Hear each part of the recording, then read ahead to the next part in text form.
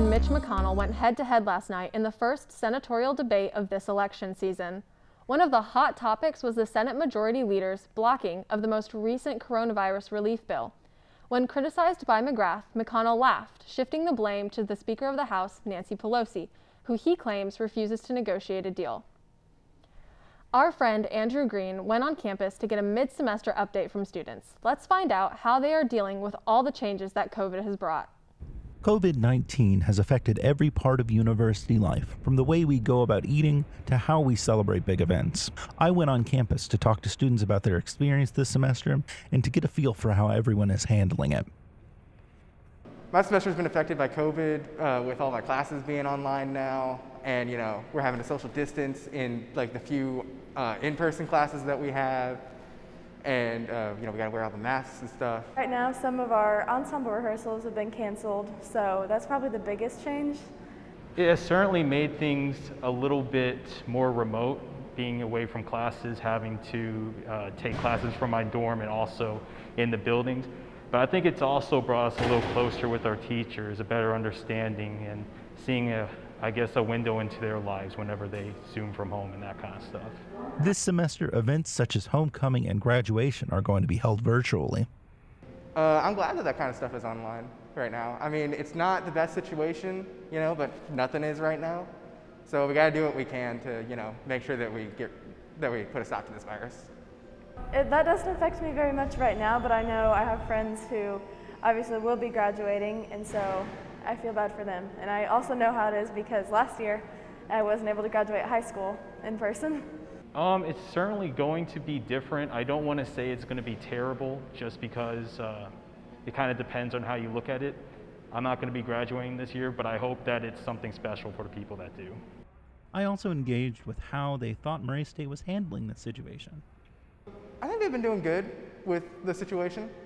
I mean, there's issues like, people not wearing their masks and stuff, but that's, happens everywhere. And I think Murray's doing their best to curb that kind of thing, and all the classes are nice and socially distanced. So, I think Murray's doing a pretty good job. It's being handled very well because there are a lot of policies in place that are meant to protect everybody. Whether these policies are followed or not is a different thing, but overall, yes.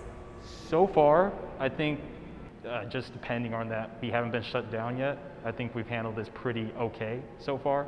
Though I heard there's been an uptake in cases, just being that we're not at home right now, I think it's good. And their concerns for the spring semester. Well, for next semester, I hope that we're not still online, but if we have to, I'm all for it. But hopefully we'll be done with this by then. I just hope I hope we're in person. Overall, it just seems like everyone is ready for things to be back to normal. From MSU Tonight, I'm Andrew Green. Back to you, Megan. Murray State alumna Chriselle Staus has been competing on Dancing with the Stars. Despite staying towards the bottom of the leaderboard, each week she continues to improve and has stayed out of the bottom two thus far in the season. She still lives to dance another day, and you can watch her compete Mondays at 7 p.m. on ABC. If you're planning on voting in Callaway County, it's best if you figure out your voting method or voting location prior to voting day. Callaway County has installed numerous voting locations, including Murray State's own CFSB Center. Entrance to the CFSB Center can be found on the B side of the building by the softball fields. Spreading out voters this year will be crucial to maintaining COVID guidelines and is designed to make voting a smoother process. Voting locations include North, Southwest, and East Elementary as well. Day of, voters will enter through the gymnasium entrance located at the rear of schools. Yeet! Murray State football and the OVC have published their schedules. MSU will have 7 games in their conference, with 4 being home games. The other 3 will be away games. Murray State will begin their season on February 27th at SEMO. That's all for Hot Topics. We'll be right back with our interview.